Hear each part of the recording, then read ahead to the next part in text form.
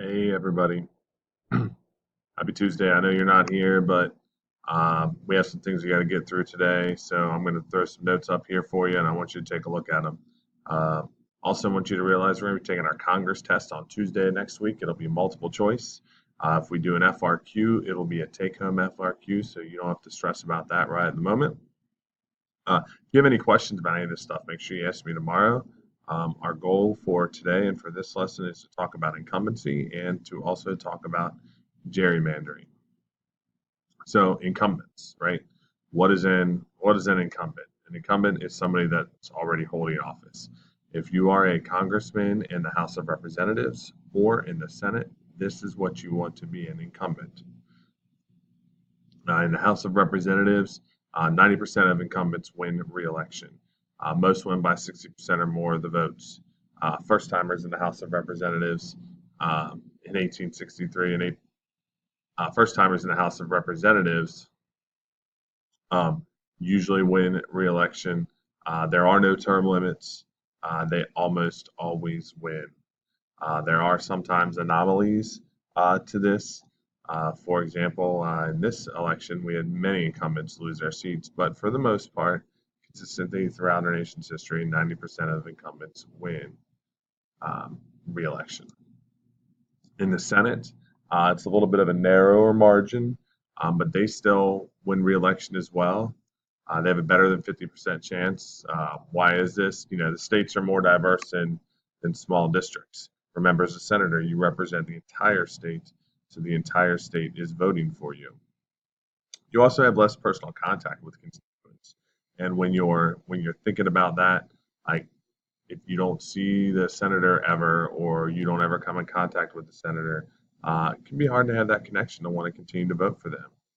Uh, Senators do have extensive media coverage. Remember, there's only 100 of them, and there's 435 members of the House. If they mess up, it's easy to pick up on. The Senate also attracts more well-known and more visible candidates who have big financial backers. If you take a look at Mitt Romney in this past election, one of the big reasons why he was elected is his name power. And again, in the Senate, there are no term limits. Advantages of an incumbent, they got lots. Number one is advertising. They are around, they are out, they get free transportation to and from their home district or state. They get free printing services, they get franking, which is mail, they get free mail to send out. They can take credit for things. They take credit for all the good things that they've done. If you're not an incumbent, you can't do that. They have casework and staff. Casework is really important. This is where they help constituents get what they think they have a right to get. They help the people in their district. They help the people in their state. When it comes time for reelection, they can say, look at all these things that we've done for you.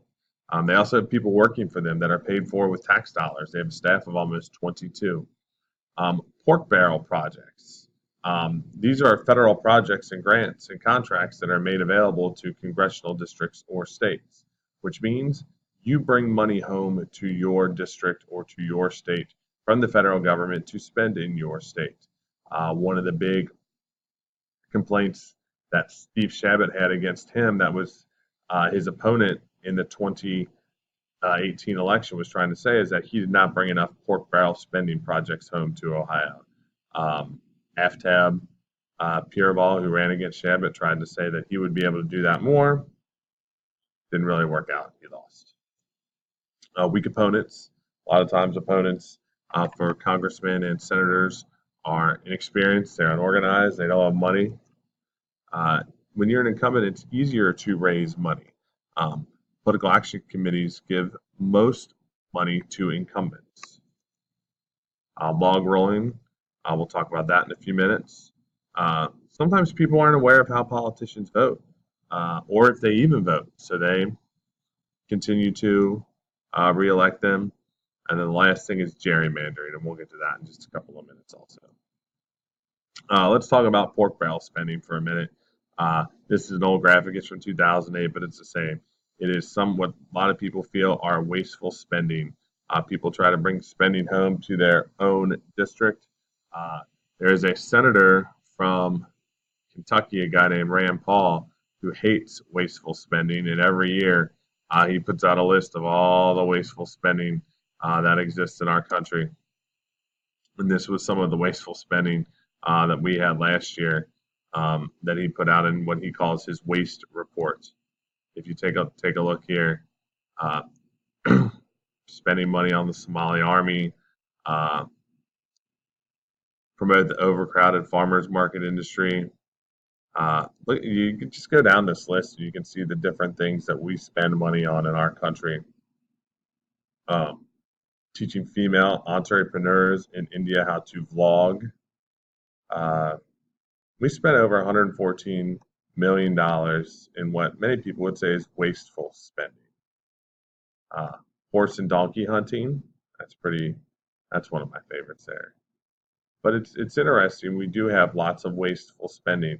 You think about all the wasteful spending that we have in our country, and it could have helped our country out in other ways. But all these things here would be examples of pork barrel spending.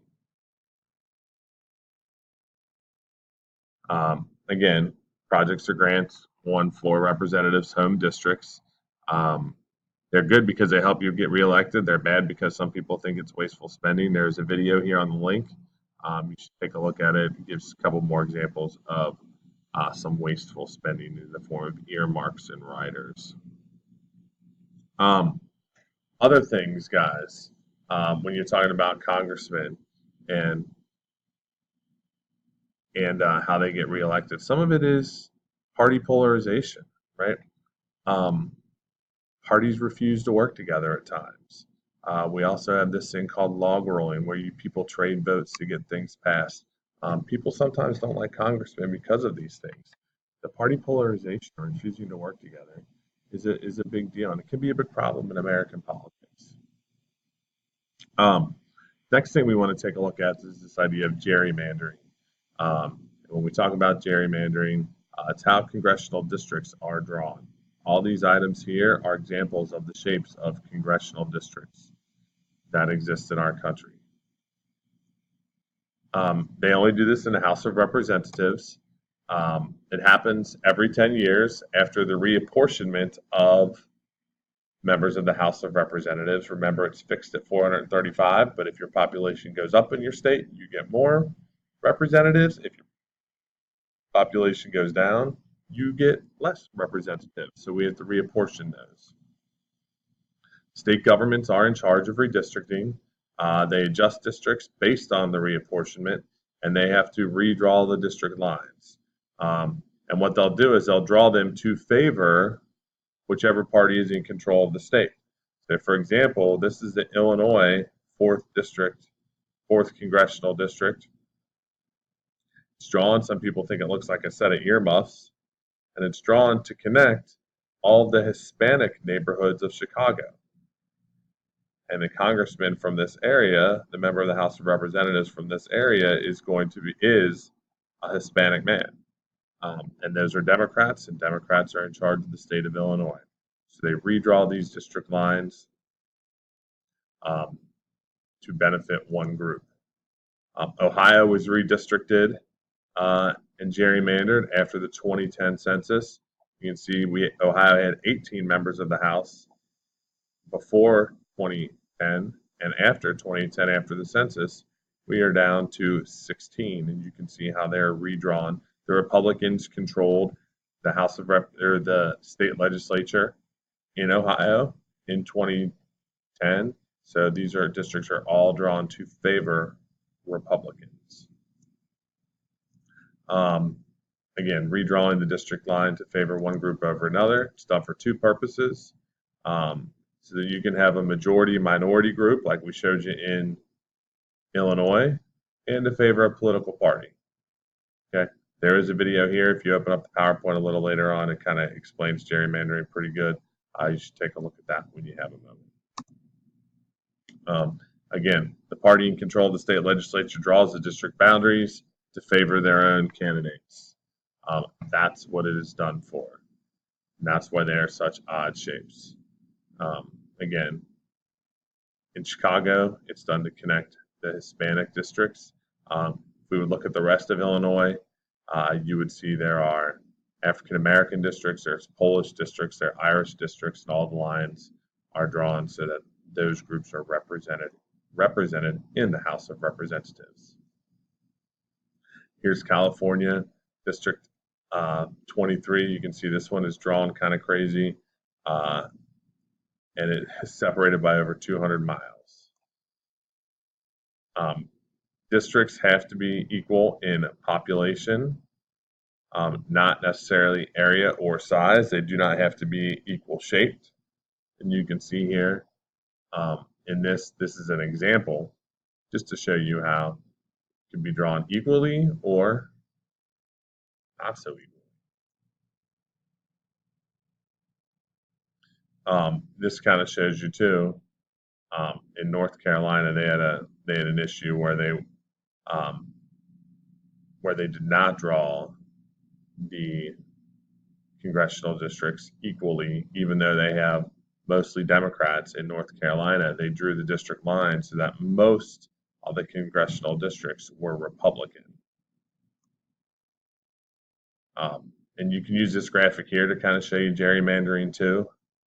If you look at this first graphic all the way on the left, it should make it look like there should be mostly blue districts. All right.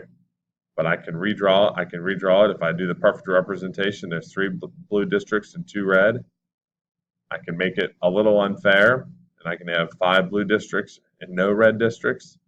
Or I can make it where there is a majority of red districts by the way that I simply draw the lines of the districts. So it's kind of gerrymandering here. People don't like it. It's one big reason why people don't like congressmen. Again, you can kind of see here in Ohio how they're drawn. Definitely drawn to represent or to favor Republicans. Even you look at ours, little District 1 over here, used to just be all Hamilton County. Now it's part of Hamilton County and Warren County and a little bit of Claremont County and a little bit of Butler County to favor the Republicans. 12 of the 16 seats in Ohio are controlled by Republicans. We're not going to play this game, but if you do have time and you want to get in and play this game and try to redistrict, you can have at it. That is all we got for you for today. Make sure you take a look at this tonight. And if you have questions about anything, you need to make sure to let me know in class tomorrow. Make sure you have your air test review stuff for tomorrow. You also should have your guided readings and vocab ready for the vocab quiz. Have a great day.